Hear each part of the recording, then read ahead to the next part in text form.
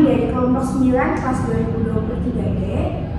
Di sini kita akan membahas pelanggaran etika di sektor publik, khususnya intimidasi di lingkungan kerja. Sebelumnya, sebelum kita mulai, kita bisa perkenalan diri dulu. Dimulai dari sebelah kiri. Perkenalkan, saya Yusita dengan NIM 181. Perkenalkan, saya Yasmin dengan NIM 197. Perkenalkan, nama saya Bila dengan NIM 189. Perkenalkan, nama saya Rania dengan NIM 195. Perkenalkan, nama saya Eka dengan NIM 193. Nah, jadi hari ini kita bakal membahas topik yang cukup sensitif ya, tentang intimidasi di sektor publik. Menurut kalian intimidasi itu kayak gimana sih guys? Kalau menurut aku sendiri, intimidasi itu kayak tindakan yang dilakukan seorang atasan tuh kayak dengan cara ngancem atau kayak adanya ngehina atau marahin bawahannya gitu sih menurutku ya. Kalau menurut kalian gimana? Kalau untuk aku sih, iya kan kayak lebih ke menakut-nakuti atau Ya udah membuat orang lain takut gitu ya. Bener. Oh iya benar sih. Nah jadi di sini tuh kita mau bahas topik yang cukup sensitif tapi penting banget ya teman-teman, tentang pelanggaran etika di sektor publik, khususnya tuh intimidasi di lingkungan kerja. Nah intimidasi ini tuh contoh kasusnya tuh kayak bullying gitu. Terus beberapa waktu lalu kan ada kasus yang sempat viral banget ya tentang pembulian yang dialami oleh seorang dokter di Undip. Kalian pada tahu kasusnya kan teman-teman? Nah, jadi pertama-tama nih kita harus paham ya, kenapa sih etika itu perlu banget di lingkungan kerja. Jadi etika itu bisa jadi pedoman yang sangat penting di sektor publik supaya setiap individu itu bisa saling menghormati dan menjalankan tugasnya itu dengan baik. Kalau etika ini dilanggar, pasti kan kita merasa dirugikan. Nah, kalau kita bicara tentang intimidasi atau bullying di lingkungan kerja, ini juga perilaku yang bikin suasana kerjanya jadi nggak nyaman. Nggak hanya bikin stres, tapi juga bisa mempengaruhi kinerja secara keseluruhan loh. Bayangin aja kalau seorang nggak merasa aman di tempat kerja, gimana dia bisa bekerja dengan baik? Nah, ngomongin soal intimidasi di tempat kerja, kita kan mau membahas tentang kasus bullying yang dialami seorang dokter muda di Undip. Nah, kasus ini tuh viral setelah sang dokter mengungkapkan tentang pengalaman intimidasi yang dialaminya dari rekan kerja yang lebih senior. Pengakuannya ini bikin kita sadar bahwa nggak semua tempat kerja itu bebas dari perilaku buruk seperti ini. Nah, kasus ini tuh jadi sorotan ya karena banyak orang yang merasa punya pengalaman yang serupa, terutama itu di tempat-tempat kerja yang masih punya budaya senioritas yang kuat. Banyak yang merasa kasus ini itu mencerminkan masalah yang lebih besar tentang ketidakseimbangan kekuasaan, di mana junior itu sering merasa kayak nggak berdaya ketika menghadapi perilaku intimidatif dari yang lebih senior. Nah, aku juga tahu kasus ini. Aku juga merasa berempati banget sama korban. Kabarnya dokter tersebut tuh melakukan kesalahan administratif, tapi malah jadi sasaran pembulian sama atasan dan rekan-rekannya. Dan juga seharusnya tuh hal kayak gini tuh harusnya ditangani sama dokter yang formal, bukan sama intimidasi atau penghinaan yang dilakukan oleh rekan-rekan ataupun atasan. Nah, benar banget itu kalau kita bicara dari sisi hukum, tindakan pembulian itu jelas melanggar hak asasi manusia. Meski ada kesalahan administrasi, prosedur penyelesaiannya itu harus melalui mekanisme formal seperti sidang etik atau disiplin, bukan dengan perundungan. Bener banget apa yang dibilang sama Yasmin. Terus kalau kita lihat dampak dari kasus kayak gini tuh jelas banget ya, perilaku intimidasi atau bullying kayak gini tuh bisa merusak lingkungan kerja.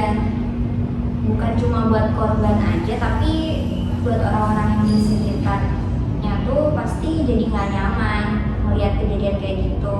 Terus ini tuh bisa bikin tempat kerja tuh jadi nggak kondusif. Nah, aku setuju banget sih apa yang dibilang sama Rana.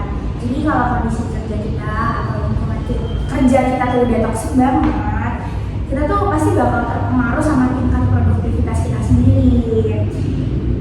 Jadi kayak kita tuh bakal ngerasa kurang semangat kerja, atau mungkin punya trauma yang bikin kita nggak mau kerja lagi. Padahal harusnya tuh tempat kerja tuh bisa jadi lingkungan yang aman dan nyaman ya. Nah, iya benar. Apalagi kasus ini melibatkan opini publik yang terpicu oleh media sosial. Kalau narasi yang beredar lebih banyak yang bersifat negatif tanpa dasar fakta, maka itu mungkin akan semakin memperburuk kondisi. Dan kemudian di dunia maya bisa lebih menyakitkan karena dampaknya luas dan sulit dikontrol. Dan juga kalau dibiarkan, ini tuh juga bisa diinginkan institusi juga jadi buruk loh. Masyarakat yang membiarkan di sini bisa jadi kehilangan kepercayaan pada institusi publik karena institusi tersebut dianggap tidak bisa menjaga keamanan dan kesejahteraan karyawannya. Aku setuju banget nih sama Nauyan. Di sektor publik, etika itu seharusnya hal yang sangat penting. Ketika ada pelanggaran, harusnya itu ada mekanisme yang adil dan transparan untuk menyelesaikan semua itu. Kemudian ini menunjukkan kegagalan dalam menegakkan etika itu sendiri.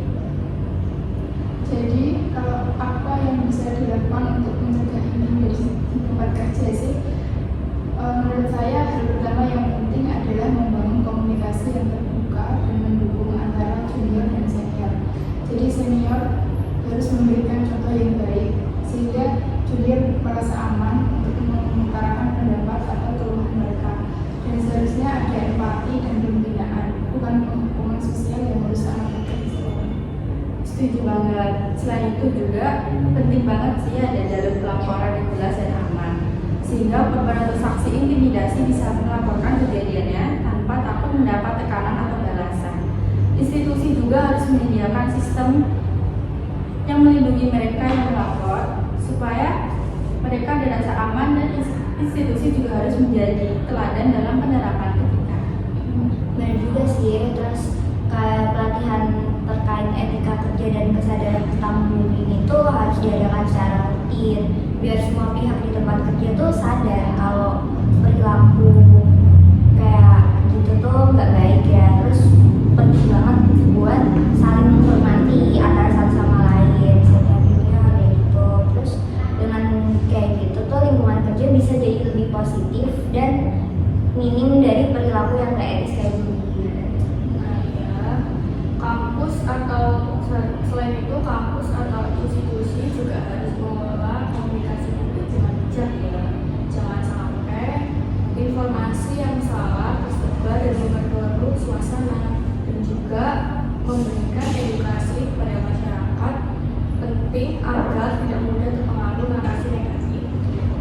Nah iya, jadi dari kasus bullying dokter ini tuh menjadi pengingat ya buat kita kalau menjaga etika dan perilaku baik di tempat kerja itu sangat-sangat penting. Kita semua ini punya peran untuk memastikan tempat kerja itu bebas dari intimidasi, baik itu sebagai korban, saksi, maupun pemimpin. Kita semua juga harus sepakat bahwa pelanggaran etika harus ditangani dengan prosedur formal dan pembuktian, baik di dunia nyata maupun digital, harus dihentikan. Kita juga berharap pihak institusi ini mengambil langkah tegas untuk melindungi korban dan menyelesaikan masalah ini itu secara adil. Nah, aku setuju banget sama kalian. Jadi semoga dari kasus ini kita bisa ambil pelajarannya, dan juga bukan buat individu masing-masing, tapi juga untuk seluruh masyarakat yang ada di Indonesia. Dan juga semoga diskusi kali ini tuh bisa jadi pelajaran buat kita semua, dan juga refleksi bahwa menciptakan lingkungan kerja yang sehat itu tuh tanggung jawab kita bersama. Terima kasih sudah mendengarkan diskusi kali ini. Kurang lebihnya mohon maaf. Sampai kita tutup ya. Terima kasih teman-teman yang udah nonton podcast kita hari ini. Wassalamualaikum warahmatullahi wabarakatuh.